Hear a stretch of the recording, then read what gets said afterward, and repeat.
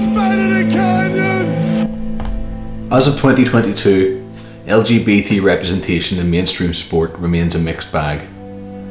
For every Tom Daley, Megan Rapinoe, Gareth Thomas or Amanda Nunes who have competed at the elite level in their field, winning championships, medals and international acclaim while representing the LGBT community, there remains stigma and prejudice. Anti-homophobia campaigns in the English Football League have failed due to a lack of players willing to be associated with the movement. Spanish footballer Iker Casillas has recently been in the spotlight for poor taste jokes about coming out. The ill-informed debate over trans athletes in competition seems to be moving nowhere, and American collegiate sports still see controversy over the ability of some states to host events under NCAA guidelines for equality.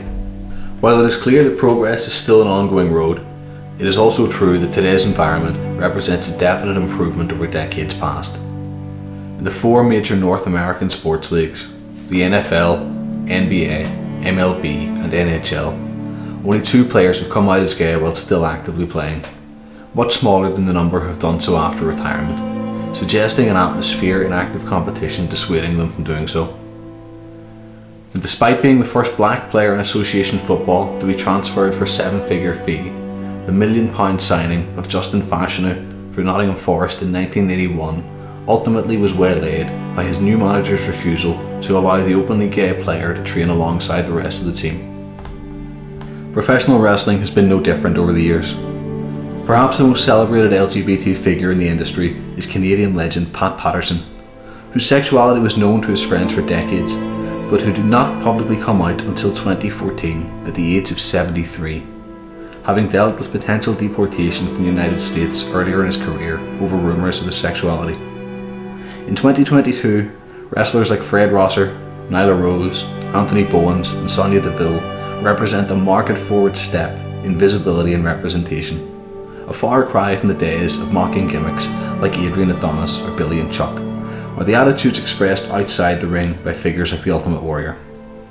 But reaching this point was never a smooth journey, and many struggled on the road there. One man who faced the deep waters and never saw the shore was Christopher Morgan Klusaritz, known to the world as Chris Kanyon.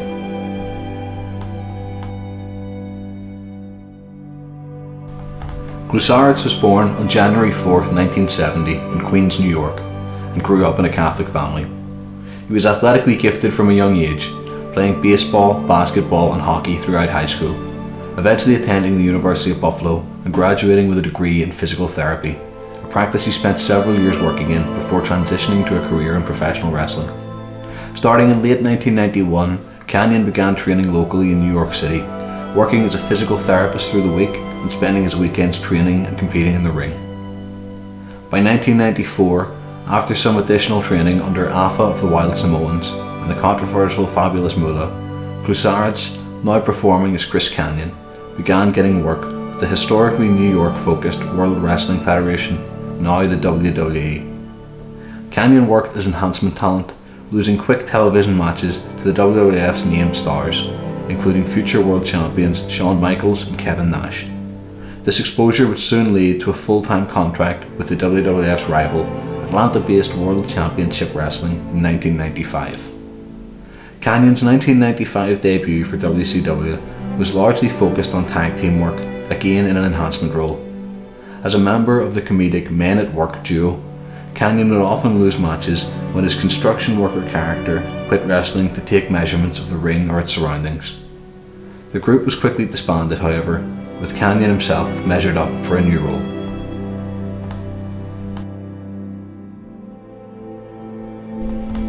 Coming on the heels of the successful video game series Mortal Kombat, WCW began a merchandising-oriented storyline in 1996 aimed at creating several larger-than-life, video game-friendly characters who could ride this fad to success.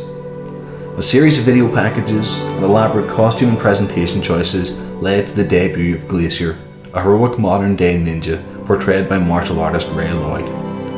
Playing the villains to Glacier's storyline were the masked Wrath, played by Brian Clark, and Mortis, played by Kanyon. Wrath and Mortis were accompanied by the devious manager James Vandenberg, better known today as the sinister minister James Mitchell, a close friend of Kanyon in real life. This Mortal Kombat-esque storyline, known as the Blood Runs Cold angle, was ultimately a flop, as it came along too late to either be timely with the video game's peak or with the cartoonish era of professional wrestling that was being left behind.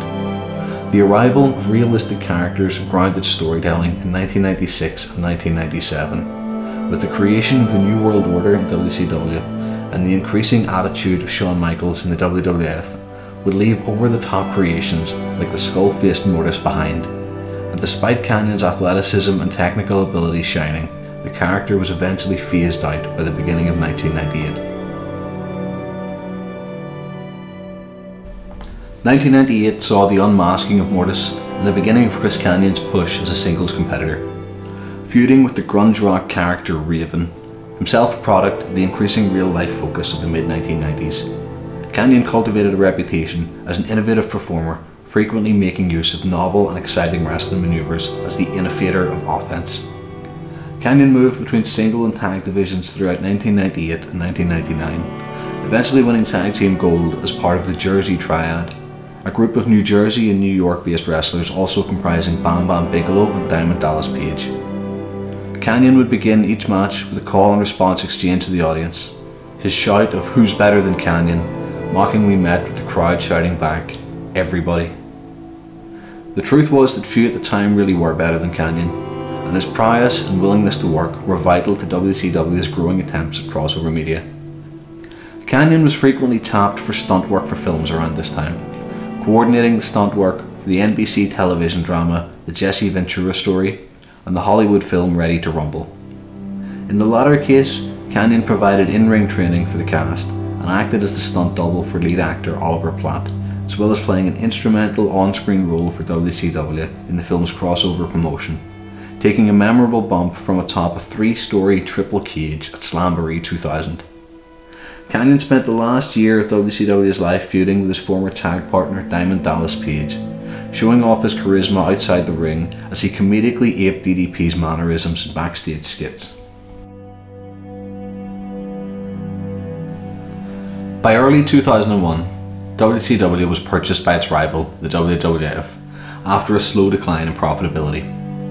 Kanyon was one of those whose contracts were included in the purchase, and when his new employer began a long-awaited storyline pitting wrestlers from the two companies together in a tale of corporate invasion, Kanyon found himself as one of the featured players for the WCW faction. The structure of the WWF's purchase agreement had not included many of WCW's main event stars at the time, who were instead directly employed by WCW's parent company Turner Media, which provided an opportunity for mid-card wrestlers like Kanyon to showcase themselves in their new environment. Again, Kanyon floated seamlessly between singles matches and tag matches during this time, holding single and tag team championships and competing in high-profile pay-per-view matches with established stars, including a bout at SummerSlam 2001, which saw him team with Page to face The Undertaker and Kane. Kanyon had dubbed himself the MVP of the Invading Alliance faction, and his in-ring work stood as a testament to the truth of this moniker.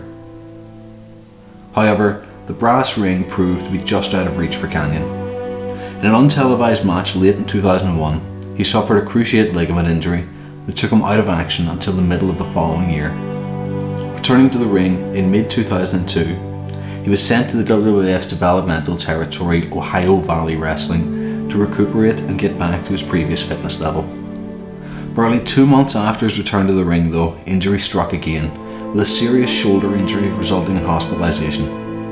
While in hospital for this injury, Kanyon further developed pneumonia and a critical loss in blood oxygen. While he eventually pulled through, the ordeal cost him further time on the shelf and a loss of over 30 pounds of muscle mass.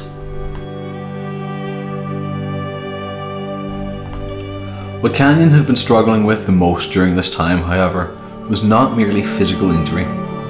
He had known from an early age that he was gay, and he had never felt comfortable with this. His religious upbringing, his public persona, and the macho culture of the wrestling industry in the 1990s all acted as barriers for Kanyon accepting his sexuality. He had confided early on to Mitchell, who has since spoken of Kanyon's constant struggle with mental health. Kanyon had been diagnosed with bipolar disorder, and the effects of this and his inner battle with himself took a heavy toll throughout his life.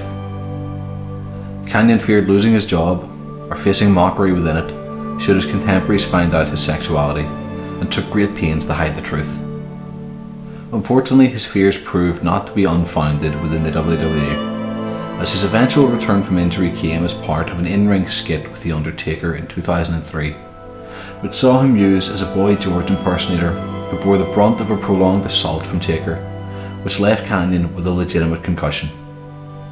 All of this for the sake of a segment with absolutely no relevance to any ongoing storyline with the WWE at the time, and which is now difficult to paint as anything other than a cruel joke at Kanyon's expense. Following this, Kanyon was relegated to the lower tiers of WWE programming before being released from his contract entirely. Following his WWE release, Kanyon began touring the independent wrestling scene, fostering mentor relationships with a number of modern wrestlers who traced their influence to his work rate and style throughout the 90s. Luke Hawx, Brian Cage, and the Young Bucks, Matt and Nick Jackson, are among those who today point to Kanyon's influence early in their careers as pivotal. The latter half of the 2000s saw Kanyon working shows for TNA, Pro Wrestling Guerrilla, IWA Puerto Rico, the National Wrestling Alliance, and multiple smaller independent promotions, again proving that no one was better than Kanyon. During this time, Kanyon also came out publicly. Initially, he painted this as a storyline, claiming he was merely playing the gimmick of an openly gay wrestler, before admitting that this was really who he was. The sense of reticence was recalled by those close to him too, with friends recalling that when he would confide his sexuality to them, it was often followed up by him asking whether they hated him for it, and invariably with the realization that those who loved him still did. Unfortunately, however, Kanyon's life was not turned around by this late career acceptance. Still struggling with depression and bipolar disorder, and having attempted suicide at previous points in his life, Kanyon eventually took his own life in April 2010 at the age of 40. He was discovered by his brother Ken and had left a note apologising to his family. Kanyon's life seemed irrevocably shaped by the attitudes of the past, with struggles that hopefully fewer and fewer people today will have to face. His friend James Mitchell recalls Kanyon once telling him that "You don't know what it's like to be in my head." And truly, none of us can know what goes on in the mind of another, what struggles they have faced or are still facing, which makes compassion and understanding so vital in all things. The question used to be, who's better than Kanyon? But perhaps today we should simply ask, will we treat the next Kanyon better?